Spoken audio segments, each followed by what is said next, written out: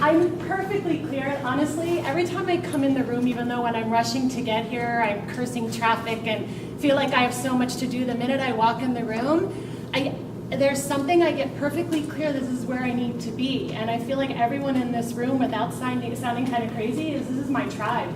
And why I say that is because I know two things about each and every one of you, and some of you I've never met before. And the first one is that everyone in here cares passionately about engaging kids. Engaging kids so that they're having a meaningful experience while they're learning. And we're also committed that they're actually engaged and empowered to go out and solve community issues, to create solutions in their community. And the second thing I know to be true about all of us in here is that we also want to network. We want to know who else in here is doing that. Who else in here cares about that? And how can I contribute to you? And how can you be a resource to me? So why wouldn't I be here? And the 405 wasn't that bad today. So I was kind of grateful for that. My role right now in about the next 8 minutes is I really want to create a foundation for you of what service learning is. So I ask that even if you think you know, and I know a lot of you in here are masters and experts at service learning, that we listen to it newly and be committed to taking something new away from being here. Service learning, exactly what it says, service learning. So service learning occurs when students are connecting academics, so the learning in the classroom, with an authentic community need. So they're taking what they're learning and they're going out and looking, well, what's going on in my community? How can I connect that? And we're facilitating that and part of that process. So for example, if I teach science and we're learning about plant cycle, we decide we're going to plant some plants which develops into a garden. We look into our community and we see that the local food pantries, and we also have an opportunity to learn about food banks and food pantries, actually need our help. So we can take what we're growing, donate it to the food pantry, and actually now we're connected to a community organization. We're now learning about what a nonprofit is, who in the community is working on that issue. We get to directly impact that, but it's tied into what we were learning in the classroom. You with me? The best way to teach service learning and to really understand what it is through the 5 stages. You have a handout in your packet. It's the one that's above my head there. It matches that, and that's just a good graphic for you to refer to. I'm going to briefly go through each of the steps. Investigation. It's what Marissa did with us moments ago. What are we investigating? 2 things, us and the community. Well, to investigate us, as Marissa showed us so well, is that we want to know who's in the room. And so not only so the kids can own their interests, skills, and talents, but that all of us can own it. And then we know who are resources in the classroom, who can I learn from, who can I contribute to. It levels the playing field for all of us, and it makes all of us valuable contributors. And now we actually want to investigate the needs in the community. How do we do that? So the easiest way, or the preferred way for most kids, is to research, is to do what? I heard Google. Yeah, right, this? Exactly. So go online. And they should go online. So investigation, that's called media. So yeah, they should be using the internet as well as books and newspapers. But there's also interviewing as another way. So interviewing who? Community partners. Who in the community are the World War II veterans? Who in the community can I actually be talking to and learning from as opposed to reading about it? It's firsthand experience. Another way to investigate is through surveys. How often do kids get to conduct those anyway? What is that? So actually, very heavenly. Is conducting surveys. So what information can they be gathering from others and conducting on their own, no matter what age? And then the last one is observation and experimentation. So what can kids be observing? So they might observe, speeding in the neighborhood, which was actually a wonderful service learning experience that a group of high school kids did. That they were in physics learning about acceleration and motion and speed.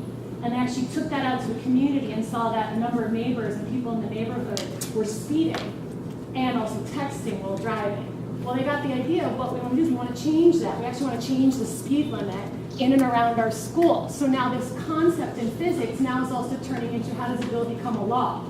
They wound up changing the speed limit in their school neighborhood and made a profound difference and also raised a lot of awareness. But it started in a physics class. That was the entry point, and the kids actually identified a community need that was directly related to it.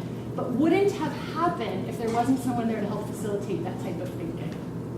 So that's investigation, is really looking at what do I bring to the table and what's going on around me. The second stage is preparation and planning. So this is where learning comes in. This is where the standards get met. This is where content comes in. What do I need to know about what I'm doing? So if I'm learning about human trafficking, and we know that we're going to be doing a service learning experience around human trafficking, well, what might we need to know? Maybe about the beginnings of slavery, the historical figures in and around slavery, tying it to modern day slavery. Who does that impact? How does it impact? What percentage of kids does this involve? What countries does this involve? What does it actually mean, and who in the community is working to stop it? So there's lots of learning, and then you're planning. For what? To get an action. So what kind of action are you and your kids in the classroom going to be taking? And there's different types of action, and it's on the sheet. But I'm going to go over it so you're clear as to what they are. First one is direct action. I'm directly impacting another. I'm reading to a senior citizen. I'm walking dogs at a dog shelter. There's a direct connection. But you can't always have that experience. So there's indirect action. So I'm indirectly serving someone else. I'm collecting books. I'm collecting eyeglasses. I'm raising money. That's indirect. Advocacy. Advocacy, I'm raising awareness. Well, how could I do that? I could create PSAs. I could start a letter writing campaign to public officials. We could start a petition in our community. And then the last one is research. Well, the kids have just done all of this work. What can they do with that research? It can be published. It can be given to scientists. It could be given to community papers. It can go towards a local university and the research that they're doing. So that the work that was done in the classroom is honored and valued, and somebody else can pick up where they left off. Any questions or comments so far? So I'm questioning all of this in a really short period of time, but keep going. The other two are going on and on the whole time. So you notice that circle that goes around it. That's reflection and demonstration. So reflection, it's ongoing. It's the pause button, where we get to pause and the kids pause. What am I doing? How am I doing it? What am I learning? Why am I learning it? What else could I be learning? What could I be doing differently? So it's the stop and hold on a second. Let me take a quick little check on where I am at. And this is where multiple intelligences can really be utilized. So yeah, you can journal about it, give writing prompts. You can also have the kids open up laptops if they have it, and they can do webcam confessions. They could also create pieces of art. What else can you do or have you done in your classrooms for reflection? Sarah? Rolled out a butcher paper and everyone drew what they got from the experience, what they learned. Awesome, so it's like a chalk talk activity. Yes. Perfect. What else? Newspaper headlines. Absolutely, you can cut them out. Yeah, what else? Performances. Any kind, right? It could be a presentation, a reader's theater, a rap, a song, so you get the teachers. Lots of ways to reflect. Kids should have fun with it.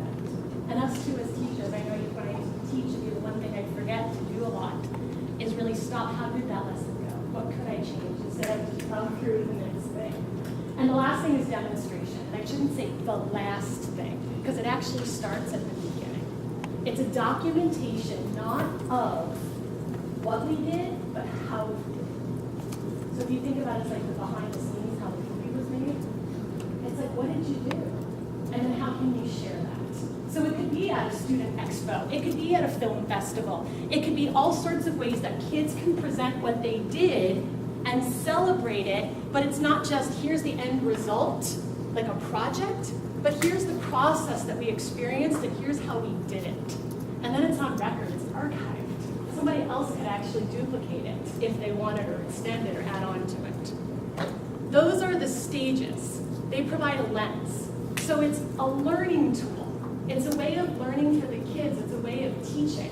And it's a way of learning for us too. And I assert that we'll schlep on the 405 and do whatever it is we have to do to get here after a really long day of work, because we see value in that and we know it makes a difference. That's the framework from where service learning comes and differentiates it from community service. And they're both awesome and necessary, and they should be done, but they are different. So service learning uses those 5 stages, and you have the handout for a quick reference. It's also in Kathy's book.